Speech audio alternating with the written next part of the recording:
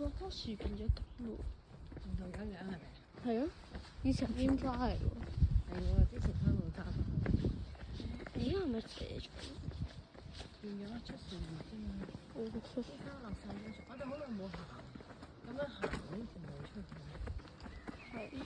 我哋而家行大坑牙嗰個嘛。係啊，嗰邊。但係我哋落去嘅時候都係行呢度啊。但係踩住單車衝落去啊！會唔會今日先開啊？唉，唔會啦，突然間生咁多葉出嚟咩？